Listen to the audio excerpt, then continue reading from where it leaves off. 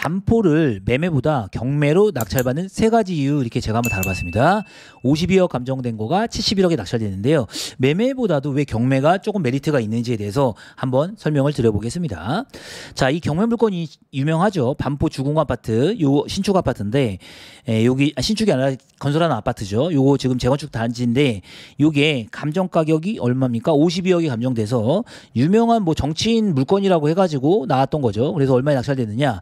지나고 나니까 71억에 낙찰이 됐다고 나오는 거죠. 그래서 반포역이 재건축 단지 명품 단지죠. 대한민국 1등 명품 단지가 될 거가 확실한데 여기가 경매로 나와서 감정가 52억이 얼마에 낙찰됐습니까? 71억에 낙찰됐다. 그럼 과연 이걸 왜 매매로 사지 않고 경매로 받을 때 어떤 이득이 있는가? 세 가지 이득이 있습니다. 한번 보시면 자, 첫 번째입니다. 첫 번째는 부동산 경매는 자금 조달 계획서 제출이 예외입니다. 예. 자, 자금 조달 계획서라고 정말 좀 이런 표현 뭐하지만 짜증납니다. 이거 주택 취득할 때 자금 조달서 계획서 진짜 좀 이거 없앴으면 좋겠는데요. 뭐 공산국가도 아니고 뭐 이거 적으라는 거.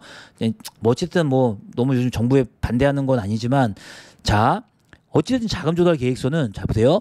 투기과열지구 및 조정 대상 지역은 모든 주택거래입니다. 모두 할 때입니다. 비규제 지역 같은 경우는 6억 원 이상인 경우에는 주택거래에 들어가고요. 그다음에 법인 같은 경우는 금액하고 상관없이 자금 조달 계획서 쓰는데 부동산 경매는 이 자금 조달 계획서 제출이 예외됩니다. 그러니까 아무래도 그냥 생각해보세요. 71억에 대한 자금 조달 계획서 세워서 쓸 걸 생각하면은 눈앞이 깜깜합니다. 그래서 어찌됐든 간에 경매는 자금 조달 계획서 제출의 예외다. 알아두시기 바랍니다. 그리고 자금 조달 계획서 쓰는 거 아주 짜증나죠. 지난 정부에서 만들었는데 좀 없애졌으면 감사하겠습니다. 두 번째, 부동산 경매는 토지거래 허가구역의 예외 사유입니다. 보면 서울특별시로 국한해 보면 이렇게 지정 현황이 나와 있습니다. 나와 있는데 이것도 짜증나죠. 예, 오세훈 시장님 좀 생각을 달리 하시는 게 낫지 않을까 그런 생각도 드는데 자 보세요. 어찌됐든 간에 서울시에서 이렇게 토지거래 허가구역을 재지정하고 공포하고 그렇습니다. 토지거래 허가구역이 돼버리면 거기에 있는 실주거를 살 때는 아주 까다롭습니다. 자, 토지거래 허가구역에서 원칙은 주택은 실거래 목적으로 또 상가는 실제로 사업자를 내고 장사를 해야 됩니다.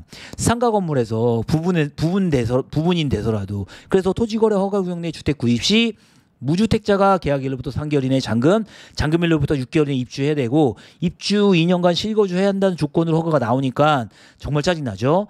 그러면 반포는 아직 허가구역이 아닌데 왜 그럽니까? 자, 오세훈 시장님이 또 언급을 했죠. 보시면 집값 진앙지 반포를 9월부터 지정할 수 있다. 이런 자꾸 아까 협박 어찌됐든 간에 이런 토지거래 허가구로 그러지 않습니까? 그러니까 그렇게 되는 거죠.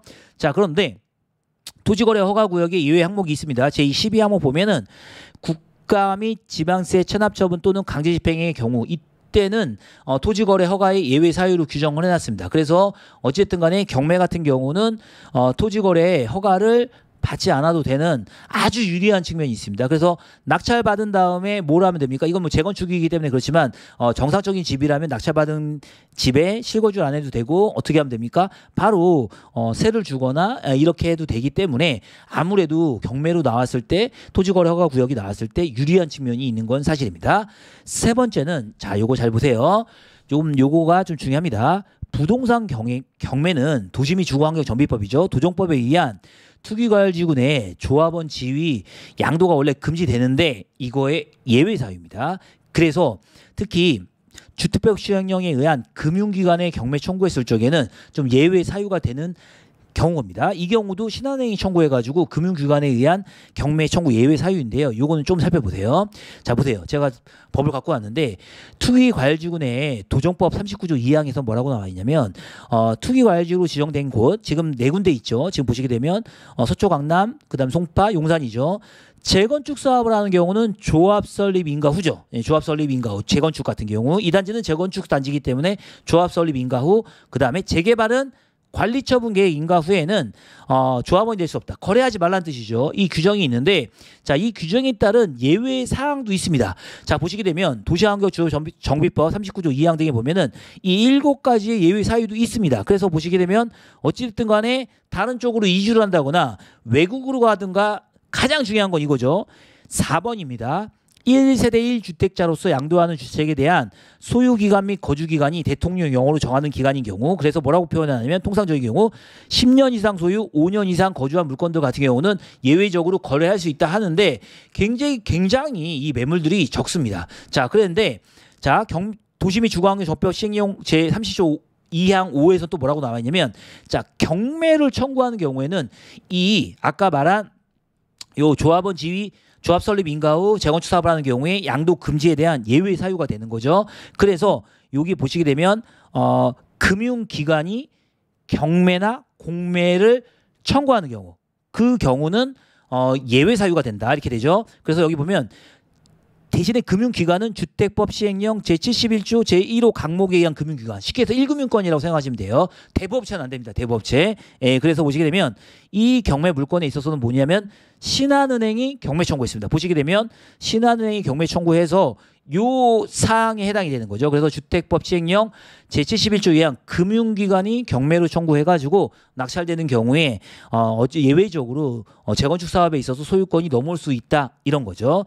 자, 그래서 이러한 세 가지 이유 때문에 주의할 거는 뭐예요? 주의할 점은 이 금융기관의 대부업체는 제외된다 이렇게 말씀을 드린 거죠.